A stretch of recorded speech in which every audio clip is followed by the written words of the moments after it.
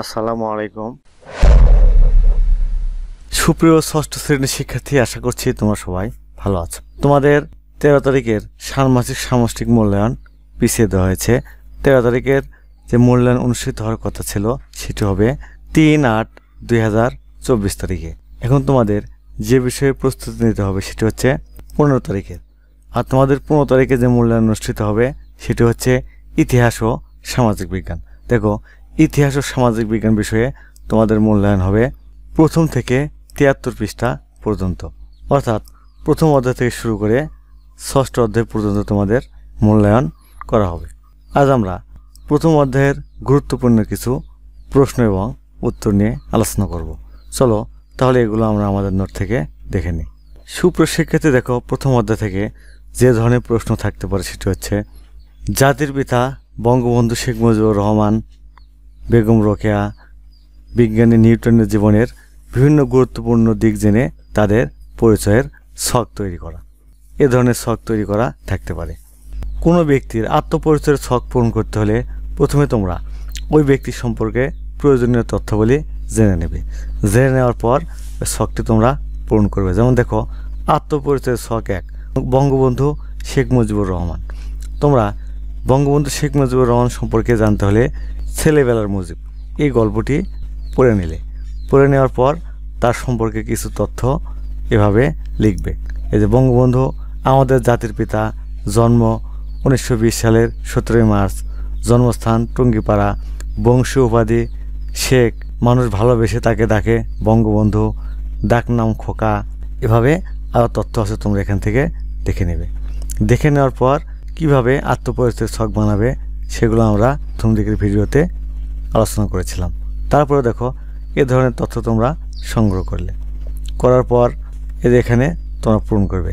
এখানে লিখলে হচ্ছে জাতির পিতা, এখানে তার জন্ম তারিখ, এখানে তার মৃত্যু তারিখ, এখানে তার ডাক নাম, এখানে পিতার নাম, মাতার নাম। এভাবে তোমরা ওখান থেকে তথ্য নিয়ে এই আত্মপরিচয়ের এই ছকটি তৈরি করবে।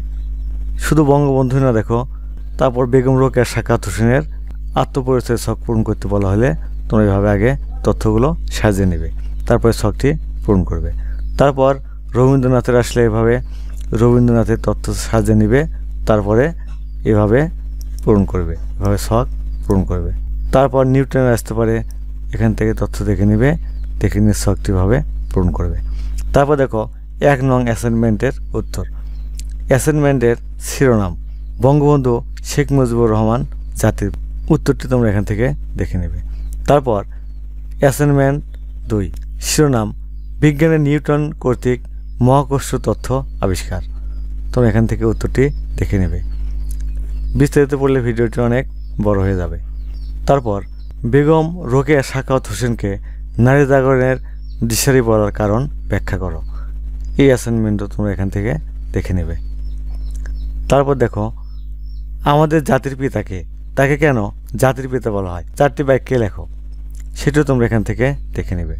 তারপর শেখ মুজিব কবে বঙ্গবন্ধু উপাধি লাভ করেন, বঙ্গবন্ধুর শৈশবকাল কেমন ছিল বর্ণনা করো, সেটাও তোমরা এখান থেকে দেখে নেবে। তারপর বঙ্গবন্ধুর বাবার নাম কি, তিনি কোন পরিবারে জন্মগ্রহণ করেন, বঙ্গবন্ধুর শিক্ষা জীবন সম্পর্কে কি জানো, সেটি এখান থেকে দেখে নেবে। তারপর বেগম রোকেয়ার স্বামীর নাম কি, রোকেয়াকে কেন নারী জাগরণের দিশারি বলা হয়, সেটাও তোমরা এখান থেকে দেখে নেবে।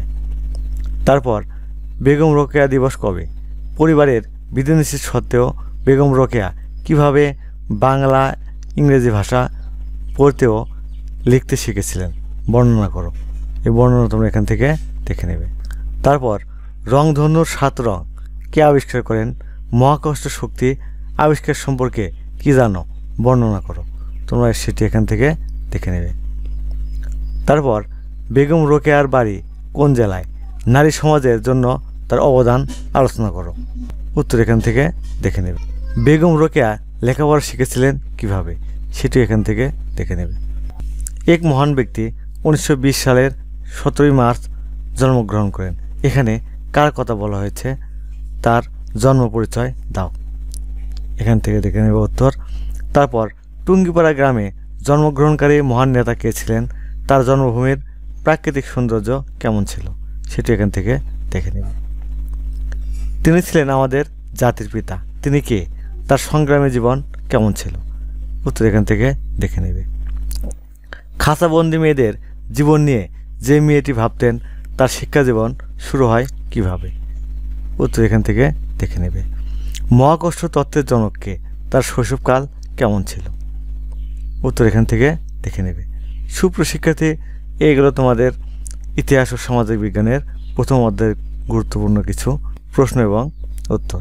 তারপর তোমাদের পাঠ্য বইয়ে যে কাজগুলো রয়েছে সেই কাজগুলো তোমরা ভালোভাবে করবে, তাহলে আশা করি প্রশ্ন যেভাবে আসুক তোমরা উত্তর লিখতে পারবে। সুপ্রশিক্ষার্থী, আজ তাহলে এখানে শেষ করছি। তোমরা এখনও যারা আমার চ্যানেলটি সাবস্ক্রাইব করোনি তারা প্লিজ সাবস্ক্রাইব করবে এবং ভিডিওতে লাইক দিয়ে দেবে। আল্লাহ হাফেজ।